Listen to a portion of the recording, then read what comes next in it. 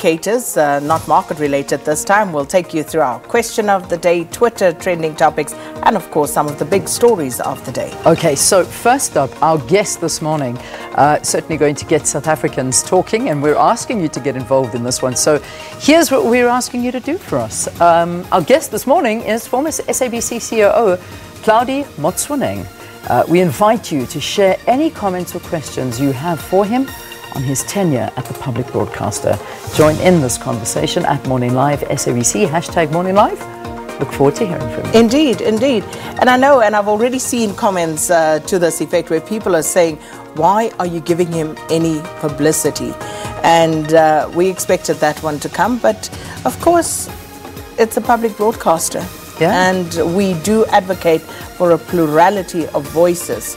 And whether you agree or disagree, people should have the option to actually voice their views. Okay, all right, let's wait for that one, and that'll happen in the next hour here on the program. But let's look at the big stories of the day, and we start off with the High Court in Pretoria expecting to hand down judgment in a case brought by former SARS Commissioner Tom Moyane in a bid to get his job back.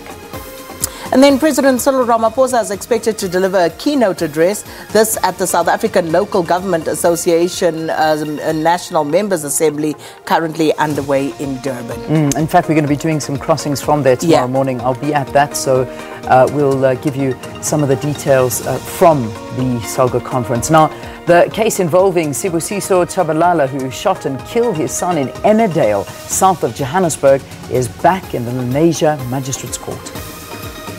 And Limpopo Premier Stan Mathabatha is expected to brief the media on a forensic report on municipalities that invested in VBS Mutual Bank. Okay, let's get to Twitter now. Take a look at what's been trending on social media. And first up, we've got Pule Mabe. Now, he, of course, in the news there. Yes, absolutely. Allegations of, a claimant has come forward, a personal assistant, charging that he had sexually assaulted her. So the ANC investigating that. Yeah. Okay, and then the next one is Andile Mqetana. And this a story which,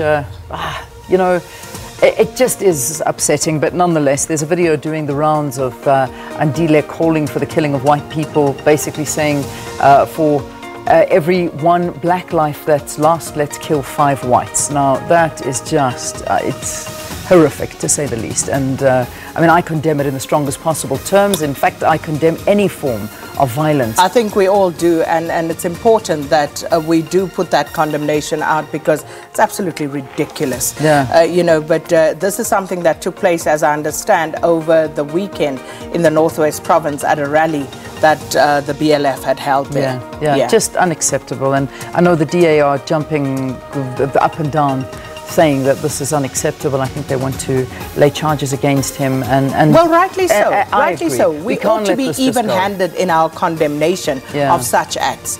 If we are going to jump up and down over a penny sparrow, we must jump up and down when an Andile Mqetana does the same. Indeed. And the reality of the situation is we have vowed as a country to never go back to where we came from. So why now dispel hatred amongst people? And it's in a way another form of genocide. You know what? It's just unacceptable. We shouldn't be apologetic about it. What Andile said was totally unacceptable, and that is that. And there was a lot of people actually very upset that didn't get the attention that it should have, because, had it been reversed and somebody had said that towards, if it was a white leader speaking about black followers, it would have gotten a lot more. But Andile, it sort of disappeared. And then there was this big wave to say, guys, why is nobody talking about this?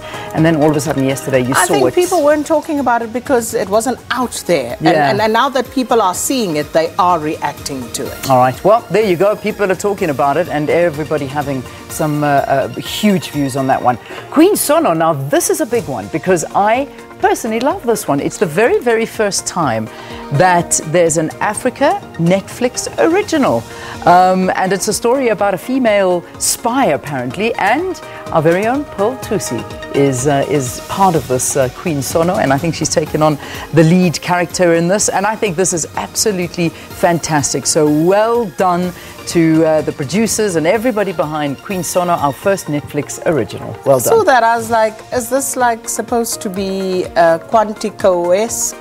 Possibly. You know, like, possibly. Okay. Oh, all right. Whatever it is, it's out there and it's good out for there. us. It's Yeah, good for us. absolutely. And Sean Bartlett, Q Sakina. Yeah, Sean Bartlett back at Kaizer Chiefs. Of course, you do know we fired Solinas because Kaizer Chiefs are just playing who knows what.